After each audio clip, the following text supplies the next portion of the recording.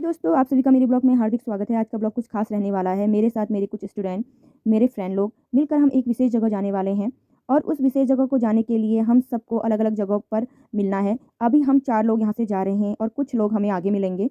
तो हम इसी आशा में जा रहे हैं कि चलो आगे सब इकट्ठा होकर साथ ही निकलेंगे, क्योंकि जो आज का सफ़र था वो हमें जंगलों से होकर जाना था।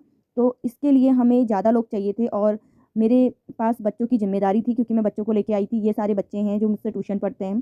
तो उन्हीं ने कहा था चलो दीदी आप हमें कहीं घुमाने ले जाओ। तो मुझे लगा कि हमारे पास में ही एक जगह है जहाँ बच्चों को ले जाया जा सकता है, तो हम वहीं को अभी जाएँगे। तो अभी हम पुल पे पहुँच गए हैं, तो हम लोग यहाँ पे बैठे हुए हैं क्योंकि हम अपने और दोस्तों का यहाँ पे इंतज़ार कर रहे हैं जो अभी तक नहीं पहुँचे हैं। तो अभी तो इंतज़ार ख़त्म ही नहीं हो रहा है, क्योंकि वो अभी तक यहाँ पे नहीं पहुँचे हैं। अब हम उनका वेट करें। तो जो साक्षी है वो मुझे कुछ बता रही है, ये मेरी स्टूडेंट है। तो पीछे से चेतना आई है, वो भी मेरी स्टूडेंट है।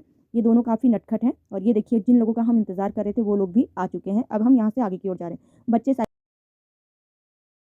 लेके आए थे, तो उन्होंने स्कूल में अपनी साइकिल खड़ी कर दी, क्योंकि जो जंगल है वहाँ से इतना अच्छा रास्ता नहीं है कि बच्चे अपनी साइकिल ईज़िली ले जा सकें। ये देखिए हम सब आगे की ओर बढ़ने लगे। पहले हम गाँव पहुँचेंगे और गाँव पहुँचने के बाद हम अपना सफ़र आगे को शुरू करेंगे। देखिए हम जंगल की ओर बढ़ चुके हैं। बच्चे आगे-आगे जा रहे हैं और हम पीछे-पीछे जा रहे हैं। जहाँ हमें जाना था हम वहाँ पहुँच चुके हैं। आज हम उत्तराखंड राज्य के अल्मोड़ा जिले में स्थित चौखुटिया में हैं। चौखुटिया से 4 किलोमीटर दूर जौरासी रोड पर लखनपुर कत्यूरी राजाओं की राजधानी थी।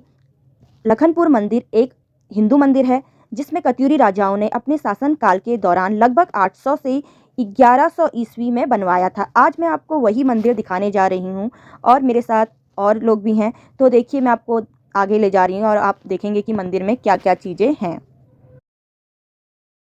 और यहाँ पे देखिए नंदी जी विराजमान हैं, उनके सामने 108 शिवलिंग रखे गए थे, जैसा आपको वीडियो में दिखाई दे रहा होगा। ये देखिए यहाँ पर शिव जी का त्रिशूल रखा गया है। मैंने थोड़ा-सा नज़र घुमाई तो मुझे बजरंगबली जी की मूर्ति दिखाई दी, जो काफ़ी सुंदर है। यहाँ से ऊपर चढ़कर आपको चौखुटिया काफ़ी सुंदर दिखाई देगा। यहाँ पर संगमरमर पर कुछ लोगों के नाम लिखे गए हुए थे। ये देखिए यहाँ पे मनुष्यों द्वारा चढ़ाई गई कुछ घंटियाँ रखी गई हैं। ये देखिए जिया रानी जी का मंदिर है, जहाँ पर मैंने जिया रानी जी का आशीर्वाद लिया। उसके थोड़ा आगे गए तो हमें नौ दुर्गा का मंदिर देखने को मिला और यहाँ पे जो नौ दुर्गा थी वो सब पत्थर से बनी हुई थी। फिर यहाँ पे धामदेव जी का मंदिर है और यहाँ पे ख़ास बात ये थी कि हर पत्थर पर भगवान जी के नाम लिखे गए थे, तो उन्हें पहचानने में हमें आसानी हो रही थी। और मंदिर काफ़ी सुंदर था, लेकिन यहाँ पे लोग नहीं आते, तो उस वजह से जो जो किला है वो खंडर होते जा रहा है। और यहाँ पे देखिए कृष्ण जी की मूर्ति है जो काफ़ी सुंदर है। और यहाँ पे एक नरसिंह मंदिर है, जहाँ पे एक झूला बना है, जहाँ पे बच्चों ने काफ़ी झूला झूला और बच्चों को भी यहाँ आकर काफ़ी चीज़ें सीखने को मिली। लखनपुर किले की विशेषता यह थी कि इन किलों का निर्माण रामगंगा के ऊपर सामरिक और सुरक्षित पहाड़ पर किया गया था। यहाँ पर 3 किलों का निर्माण किया गया था। अशांति देव का किला, बसंती देव का किला और वीरम देव का किला। वीरम देव के किले में 16 कमरे थे, जो आकार में काफ़ी छोटे थे। महल के आगे एक चबूतरा था, जहाँ पर जो प्रजा थी वो बैठा करती थी। जो राजा थे उनकी समस्याओं को सुना करते थे और उन्हें न्याय दिलाया करते थे। और यहाँ पे क्या था कि काफ़ी जो सुरंग हैं उनके अवशेष विद्यमान हैं। दूसरी सुरंग किले से उत्तरी दक्षिण की ओर उडली खान व सनगांव की ओर बनी है। आपात स्थितियों के लिए यह गुप्त व सुरक्षित मार्ग था। इसी स्थान के समीप धामदेवल नामक स्थान है, जो राजा धामदेव के नाम पर पड़ा है। यहीं पर कत्यूरी राजाओं की जागरी लगा करती थी।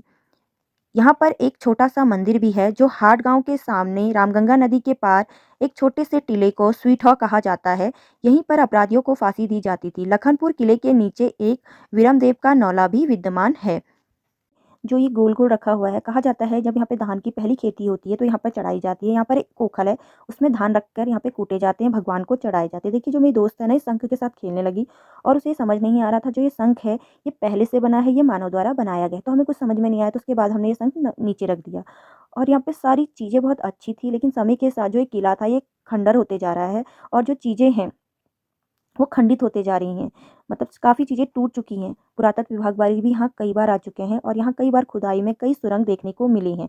क्योंकि यहाँ पे जो कत्यूर राजा थे वो यहाँ पे शासन करते थे, तो उनकी काफ़ी सारी चीज़ें यहाँ देखने को मिलती हैं। आए दिन यहाँ खुदाई में मूर्तियाँ देखने को मिलती हैं। अभी हाल में ही मतलब बहुत पहले समय में यहाँ पर गणेश जी की मूर्ति थी, तो वो खुदाई में निकली। अभी यहाँ पर गणेश जी को रख दिया गया है। फिर हम देखिए यहाँ पे झूला झूलने लगे थे। झूला झूलने के बाद मैं काफ़ी थक गई थी। मैं बच्चों के साथ यहाँ पे काफ़ी मज़े कर रही थी, बच्चों की बातें सुन रही थी और बच्चे भी यहाँ के बारे में पूछ रहे थे। मुझे भी ज़्यादा चीज़ें पता नहीं थी, क्योंकि अगर हम हमारे क्षेत्र में जो चीज़ें होती हैं, हमें वहाँ पर आना चाहिए और उन चीज़ों के बारे में जानना चाहिए। इसीलिए हम यहाँ पे आए थे कि हमें ज़्यादा से ज़्यादा चीज़ें देखने को और सुनने को मिले। फिर मैं और मेरी दोस्त ऐसे ही मज़े करने लगे और फिर मुझे तो काफ़ी भूख लग रही थी, तो मैंने सोचा अब मैं यहाँ से चलती हूँ। उसके बाद मैंने माल्टे काटे क्योंकि सभी लोगों को काफ़ी भूख लग रही थी क्योंकि हम काफ़ी पैदल आए थे यहाँ पर चल के। तो फिर मैंने माल्टे काटे और एक-एक करके बच्चों को और अपने दोस्तों को खिलाए और यहाँ आके हमें काफ़ी अच्छा लगा और हमें काफ़ी चीज़ें सीखने को मिली और रास्ता तो हमें पता नहीं था पर हमने गाँव वालों से पूछा कि रास्ता कहाँ है और फिर हमने माल्टे-वाल्टे खाए, काफ़ी मज़े किए और यहाँ पे लोग घास के लिए भी आया करते हैं। और अब तो यहाँ पे रोड भी बन चुकी है कि लोग यहाँ पे अपनी गाड़ी लेके भी आ सकते हैं, काफ़ी अच्छी जगह है। उसके बाद हम एक-एक करके घर की ओर निकल पड़े हैं वापस। आज बच्चों ने तो काफ़ी मज़े किए लेकिन हमने भी बच्चों के साथ-साथ मज़े किए। देखिए मेरी दोस्त बता रही है कि उसको यहाँ आकर कैसा लगा। वो कह रही मुझे यहाँ पर आकर काफ़ी अच्छा लगा क्योंकि मेरी दोस्त मेरे वहाँ आई हुई थी तो मुझे लगा उसको कहाँ घुमाने ले जाए। तो हमारे पास में ये किला था तो मुझे लगा कि उसे यहाँ ले जाना चाहिए तो मैं उसको यहाँ घुमाने लाई हुई थी। ये देखिए मेरे ट्यूशन के बच्चे आगे-आगे चल रहे हैं और मैं उनके पीछे-पीछे चल रही हूँ। अब बच्चों की डिमांड थी कि उन्हें काफ़ी भूख लग गई थी, तो मैंने कहा अभी आगे जाके कुछ खाएँगे और जंगल में पैदल चलने के कारण मेरे पाँव में छाले लग चुके थे, तो मैंने जूते उतार दिए थे और जूते उतारने के बाद मैं पैदल चलने लग गई थी रोड ऊपर। उसके बाद हमने समोसे ऑर्डर करे क्योंकि बच्चों को काफ़ी भूख लग गई थी, तो मैंने भी बच्चों के साथ समोसे खाए और ये नगाड़ गाँव में छोटू भैया की दुकान है और इन्होंने काफ़ी अच्छे समोसे बनाए हुए थे। आप कभी भी यहाँ जाएँ तो नगाड़ पर उनकी दुकान है, आप यहाँ जा सकते हैं। उसके बाद बच्चों को एक-एक करके उनके घर भी छोड़ना था क्योंकि बच्चे सुबह से आए हुए थे और हमें पैदल आते-आते शाम हो गई थी। हम 4 बजे पहुँचे। अब देखिए मैं तो पैदल ही जाऊँगी क्योंकि मेरे पाँव में तो लगे हुए हैं छाले। देखिए मैं आगे चल रही हूँ। अब सफ़र कहाँ तक पैदल होता है पता नहीं।